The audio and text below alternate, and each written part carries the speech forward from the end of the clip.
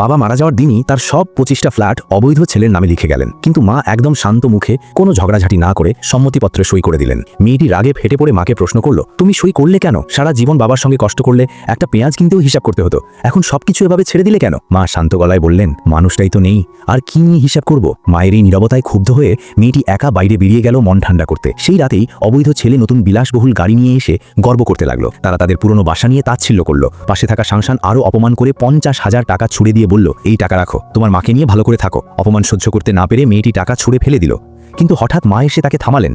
উল্টো নিজেই টাকা তুলে নিয়ে শাওশানকে ধন্যবাদ দিলেন। মায়ের এই আচরণ দেখে শাওশান মা ছেলে দুজনেই অস্বস্তিতে পড়ে গেল, যেন তুলোর উপর ঘুষি মেরেছে। সেই রাতের পর মা মেয়ের সম্পর্ক পুরোপুরি ঠান্ডা হয়ে যায়। কিছুদিনের মধ্যেই মেয়েটি বাড়ি ছেড়ে চলে যায়। সে মায়ের এই দুর্বলতা বুঝতে পারে না, কথা বলতেও পারে না। কয়েকদিন পর অবৈধ ছেলে নতুন বাড়ির দাওয়াতপত্র পাঠায়।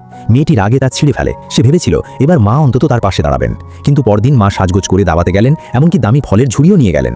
এই মুহূর্তে মেয়েটির মন পুরো ভেঙে যায়। সে ভাবতেই পারে না নিজের একমাত্র আপনজনই তাকে এভাবে বিশ্বাসঘাতকতা করবে।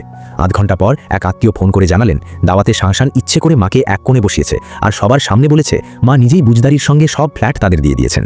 আত্মীয়দের চোখে এখন মা পুরো হাস্যকর এক চরিত্র। মেয়েটি আর সহ্য করতে পারল না, রাগের মাথায় বাড়ি ছেড়ে চলে গেল। এই চলে যাওয়া টানা 3 বছর স্থায়ী হলো। এই 3 বছরে সে পাগলের মতো কাজ করেছে, নিজেকে ব্যস্ত রেখে সব কষ্ট ভুলে থাকতে চেয়েছে, কিন্তু সময় পেরোলেও মাকে ক্ষমা করতে পারেনি। মাঝে মধ্যে আত্মীয়দের মুখে শুনত অবৈধ ছেলে বিলাসিতার জন্য একে একে 10-এর বেশি ফ্ল্যাট বিক্রি করে দিয়েছে। মেয়েটি ভেবেছিল জীবন এভাবেই কেটে যাবে, কিন্তু হঠাৎ একদিন হাসপাতাল থেকে ফোন এলো, মায়ের হঠাৎ স্ট্রোক হয়েছে, দ্রুত হাসপাতালে আসতে হবে। মেয়েটি পাগলের মতো দৌড়ে হাসপাতালে গেল।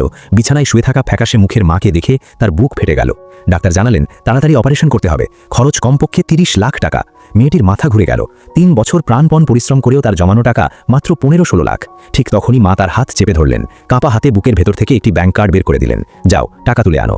মেয়েটি জানতো এই কার্ডে হয়তো খুব বেশি টাকা নেই, তবুও আর কোনো উপায় না থাকায় সে ব্যাংকে ছুটল। পিন নম্বর দিয়ে টাকা তুলতে গিয়ে মেশিনের স্ক্রিনে যে সংখ্যাটা ভেসে উঠল তা এত বেশি ছিল যে তার চোখ ঝাপসা হয়ে গেল।